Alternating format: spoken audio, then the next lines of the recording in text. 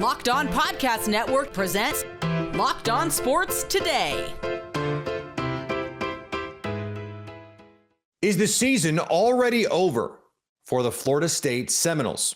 Also, the health of Joe Burrow will determine the AFC North. And the Bengals, speaking of Joe Burrow, are staring disaster in the face. I'm Peter Bukowski, starting your day with the can't-miss stories and biggest debates in sports. You're Locked On Sports Today. Searching all major sports. Found. Let's start with the biggest story.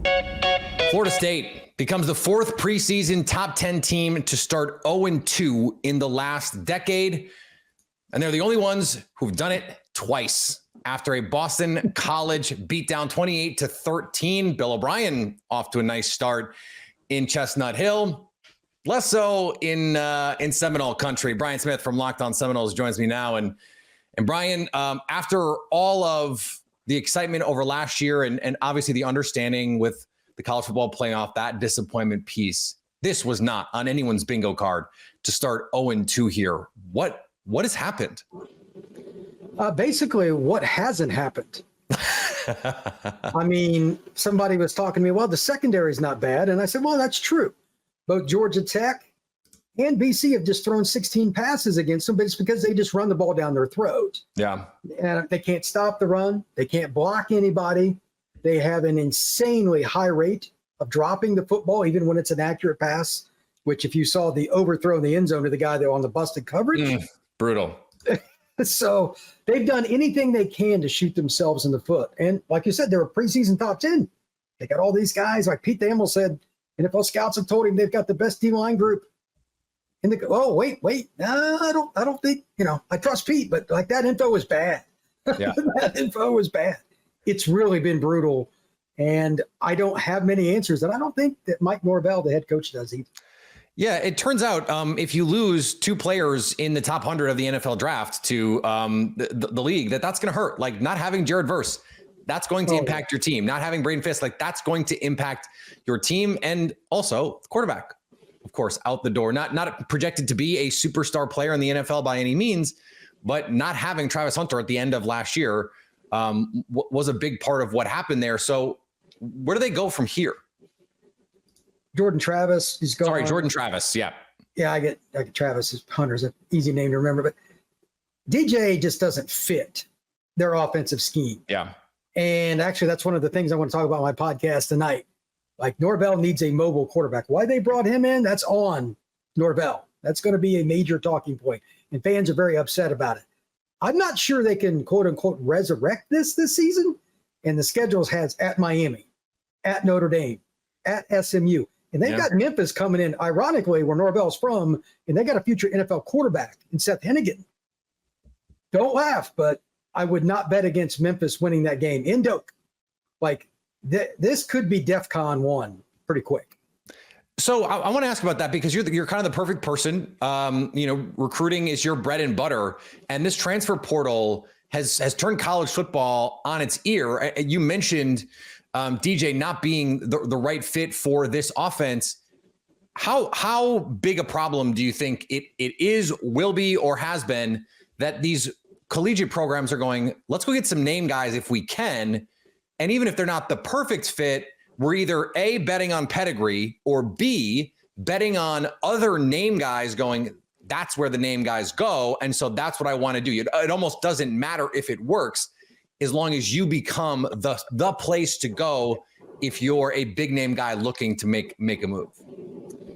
Well, Florida State, you would think after they started 13-0 last year would have some of that. And they got big names in the portal this year. DJ, sort of one of them. Marvin Jones, his dad was a famous player, top 5 pick of the Jets, came, and they got several guys come in all over, defense, offense, all kinds of players from Bama and Georgia. Not a single one of them is hit. Mm-hmm. Like last year, it helps to get the good players generally, right? Jared Verse was a guy that was kind of like everybody thought he was going to be good, but he played at Albany before he transferred to Florida State. So It's wild. I mean, it's what you're saying is true. Like they went after big names and it hugely works, but like right now they are face planting. And they've done a better job with the portal until now than arguably any team in the country on a hit rate. it's just an about face. It's really bizarre. What is the point at which for Mike Norvell there's with the fan base, there's just not coming back. It's like coming off last year. Sometimes you are a victim of your own success, where you have this opportunity. It doesn't break right to get into the college football playoff the way that they're thinking. And then if they have a 4 or 5 win season, there's going to be boosters. The fan base is going to be, it's going to be pitchforks at the door. Apoplectic is the word I would use. And for the record, I'm picking them to win 4 games now. That's how bad it is. And I study their film every day, constantly. They don't have any emotion. They don't have any heart. They don't have any intent. I have spoken to people even closer to the program than me, people who went to school there, no coaches better than I do, have not heard one person give me a positive outlook. Not one.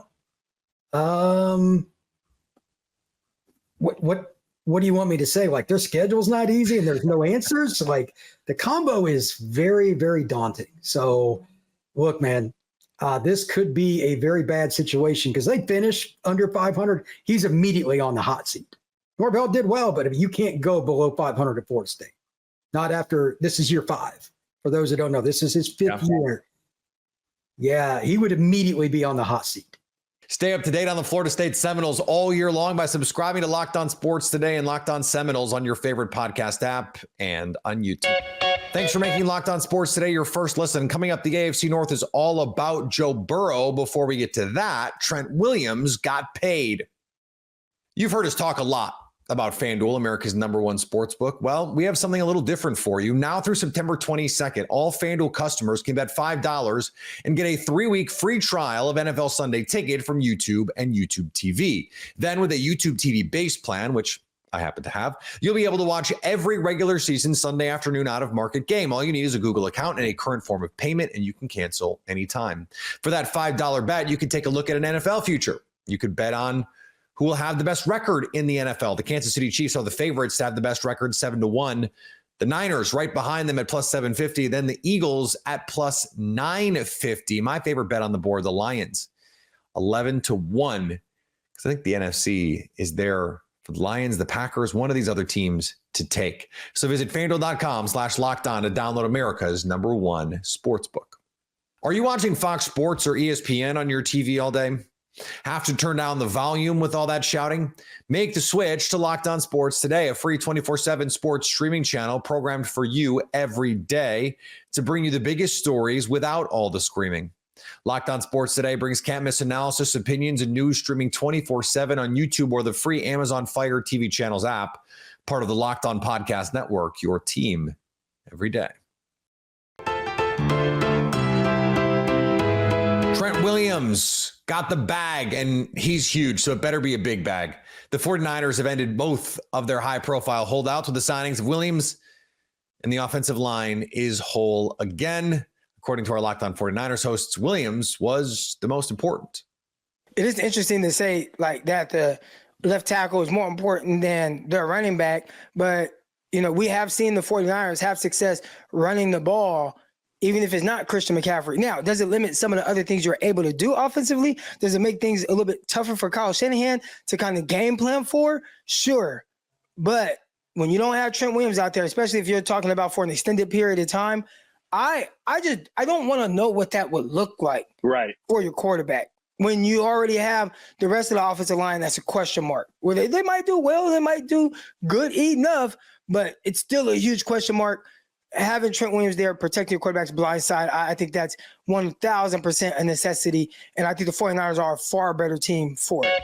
Speaking of formerly malcontent 49ers, Brandon Ayuk spoke with the media for his first press conference since signing his new contract. He was asked whether it was all water under the Golden Gate Bridge now that the contract was signed. I think, I'm not going to lie, I made it a little bit more difficult than it needed to at the end. But yeah, it was. I mean, it was like that from. I'm not gonna say the whole entire time, but for about the past month, I think we were pretty good. The Pittsburgh Steelers signed defensive lineman Cameron Hayward to a 3-year extension. Hey everyone, Chris Carter here from the Locked On Steelers podcast with a breaking news update on the Pittsburgh Steelers. They have now signed defensive tackle and longtime captain of the Pittsburgh Steelers, Cam Hayward, to a 3-year extension. Now, what is in this extension? It's a $45 million year over those 3 new seasons. $16 million of that is guaranteed. And also, this tacks on to the current year that he is under contract. This was the last year of his current deal, as it was stated. So Cam Hayward, this year, is a $22.4 million cap hit for the Steelers, but in those future years, looks like it's going to average out to be a bit more like $15 million a year. But a lot of people weren't sure if Omar Khan would do this move, the Steelers GM. Why? Because Cam Hayward is entering his 14th season, and he had an injury that nagged him all last season. But the 2 seasons before that, he was one of the better interior pass rushers in the NFL, getting double-digit sacks in both of those seasons. I think that, plus his leadership, plus how he handled this offseason, all landed him that deal. I'll talk about more of that on the Locked On Steelers podcast. It's all about health for Joe Burrow, and that will decide how the AFC North will go. Yeah, I think they do have a shot to repeat this season, and part of that is because they are bringing back all of their stars, but the big question is about the youth stepping up. They lost a lot of free agents, and there's no doubt about it. Patrick Queen, Geno Stone, gone to division rivals, and others as well who have left for divisions such as Tyler Huntley in Cleveland, others.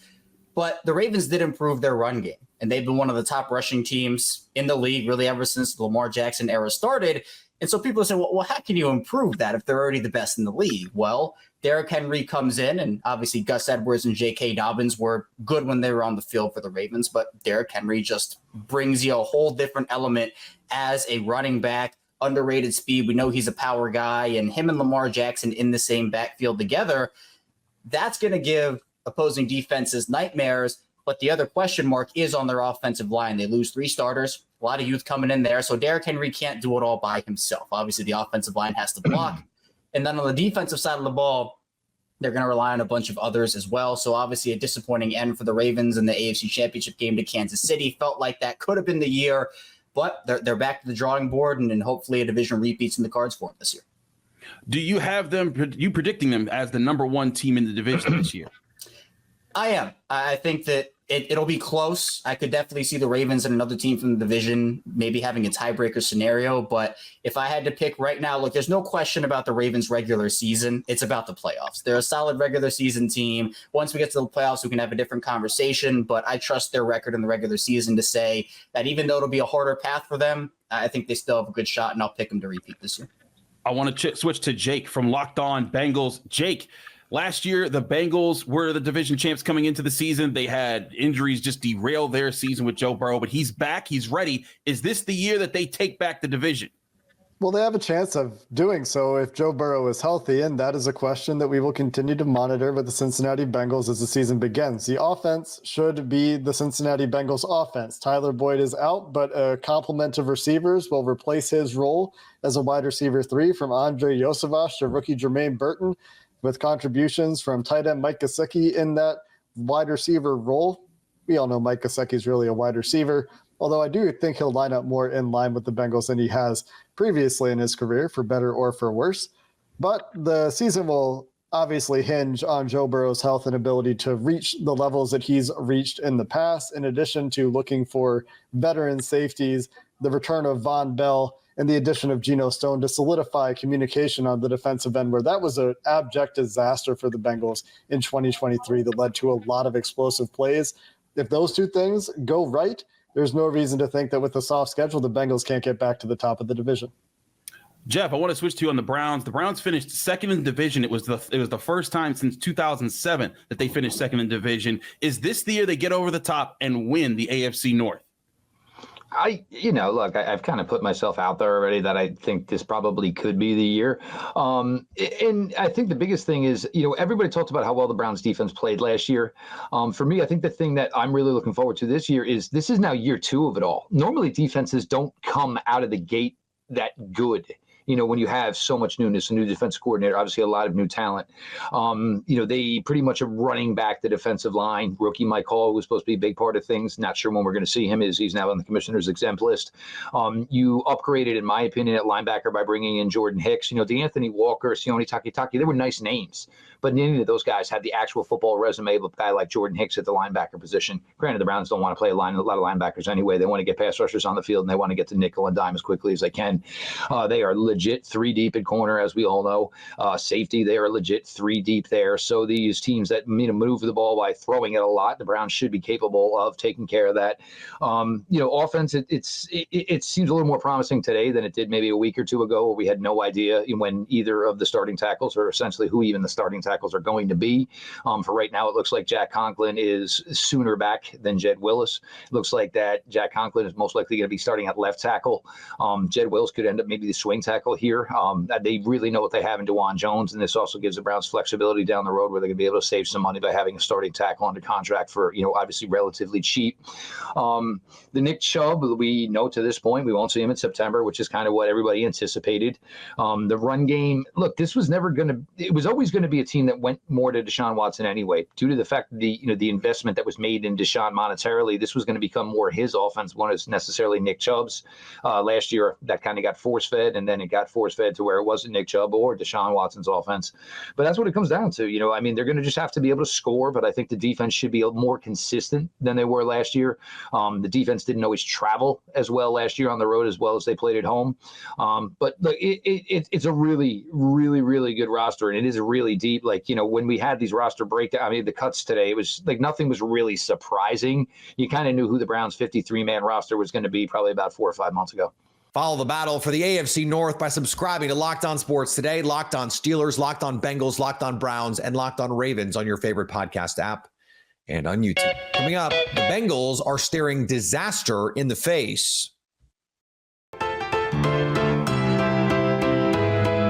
Not every holdout is being managed. Jamar Chase wants his deal, and he hasn't gotten it yet. While it seems cut and dry that the Bengals would pay him, this is dragged on to the point that he may sit out games. And as the madman Tyler Rowland said on a recent Locked On NFL, they better pay him soon or they will have a disaster on their hands. They better get something done. To me, Lauren, this entire season has been set up as a last dance for the current version of the Bengals. Hendrickson wants more money. They lost DJ Reader. They had to let go of some pieces on defense because they knew they had to pay T. Higgins. They had to pay Joe Burrow. They have to pay Jamar Chase. Well, they don't want to pay T. Higgins. Okay, makes sense. You don't pay T. Higgins. You franchise tag him because you want to pay, or you franchise tag Higgins because you want to pay Jamar Chase. Well, now they're dragging their feet on paying Jamar Chase, and this is such a critical season. The Bengals had the Super Bowl run, and then they've kind of taken a step back the last few years, finished last in their division last year. They do not have time. They do not have the security as a franchise to sit on their hands with this. So I think the Bengals are just staring disaster in the face right now and ruining their last dance season if they don't get Chase happy and get him his money right now, and he deserves it. Last year, heading into the season, I said one of 2 teams is going to have the season from hell, the 49ers or the Bengals. And the reason is because you can only stay healthy and have your chance to break through and fail so many times before football, life catches up with you. The 49ers have been doing this since 2019 with essentially the same group. The Bills coming due now. Last year, the Bengals did have a version of the season from hell. Joe Burrow starts the season hurt, ends up getting hurt. They don't finish the year with some dreadful record because it turned out they had a backup quarterback, and Jamar Chase and T. Higgins are still really good, but the defense regressed. And this year, the personnel not nearly as good. Is the bloom off the rose with Lou Anarumo? Did they miss their window with this group? Now T. Higgins likely hits free agency in the spring. What is the future of Jamar Chase? Can Joe Burrow stay healthy? They may have missed their window. That would be a disaster. And Joe Burrow, who said their window is, well, as long as he's around, might just be as wrong as that haircut was. And finally, Coach Prime is taking the high road. 1 year after calling his matchup with Matt Rule's Nebraska Cornhuskers personal, Deion Sanders changed his tune. Well, what should we expect? First of all, I have a ton of respect for Matt Rule. He's in, I call it our class of coaches. We all, took on a tremendous test that year, along with Coach Dillingham and several others. So I feel like we're a fraternity. So I root for that class of head coaches that came in that year. Get ready for all the media attention on the high road because Coach Prime is there. Just watch out. It's probably a speed trap. Coming up on the next Locked On Sports Today, we get you ready for NFL kickoff. It's the Ravens. It's the Chiefs. So at least until tomorrow, stay locked on sports today. Locked On Podcast Network presents Locked On Sports Today. Go to our video on demand. Click on sports at the top of your screen. There, you'll find past episodes of Locked On Sports Today, plus other Locked On shows on demand.